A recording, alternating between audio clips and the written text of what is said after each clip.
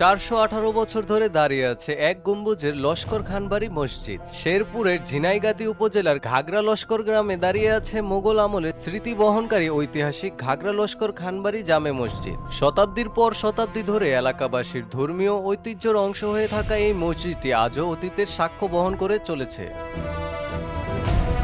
মসজিদের গায়ের বিভিন্ন নিদর্শন দেখে ধারণা করা হয় মোগল আমলে বক্সার বিদ্রোহী নেতা হিরঙ্গি খানের সময়কালে এটি নির্মিত হয়। স্থানীয় ইতিহাস ঐতিহ্য অনুসন্ধানকারীরা মনে করেন আজিমুল্লাহ খান মসজিদটি প্রতিষ্ঠা করেছিলেন। গ্রামটির নাম অনুসারেই এটি ঘাগরা লস্কর খানবাড়ি জামে মসজিদ নামে পরিচিতি পায়।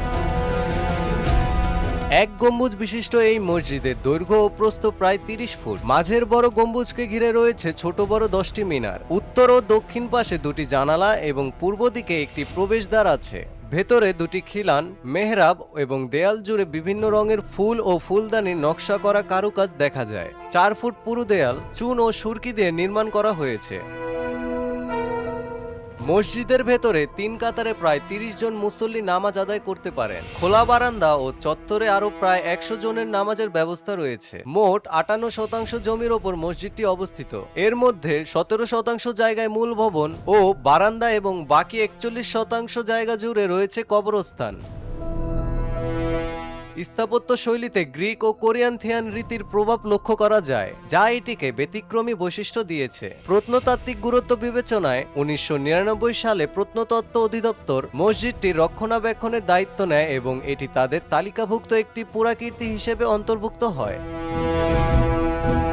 শেরপুর থেকে প্রায় 12 কিলোমিটার দূরে সবুজে ঘেরা ঘাগরা গ্রাম। কয়েরুট সড়ক থেকে পশ্চিমে প্রায় 2 কিলোমিটার মেঠো পথ পাড়ি দিলে সবুজ ঘাসের মাঠের মধ্যে মোগল আমলে নির্মিত এক গম্বুজ বিশিষ্ট মসজিদটি চোখে পড়ে। পাশে রয়েছে দুটি পুকুর। মসজিদের ভেতরে সাদা রঙে একাকার করে রাখা হয়েছে, ফলে আগের কারুকাজ তেমন চোখে পড়ে না। 3 কাতারে নামাজ আদায়ের ব্যবস্থা আছে। বাইরের বেদিতে খোলা আকাশের নিচেও নামাজ আদায় করা হয়।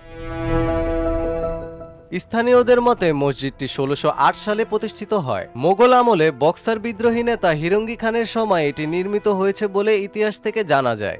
স্থানীয়দের মতে মসজিদটি এতটাই দৃষ্টিনন্দন যে প্রতিদিন এখানে দর্শনার্থীরা দেখতে আসেন। অনেকে নামাজ আদায়ও করেন। তবে অনেক বছর পুরনো হলেও সংরক্ষণ ও সংস্কারে তেমন কোনো উদ্যোগ চোখে পড়ে না। যথাযথ উদ্যোগ নিলে এটি জেলার পর্যটনে নতুন মাত্রা যোগ করতে পারে।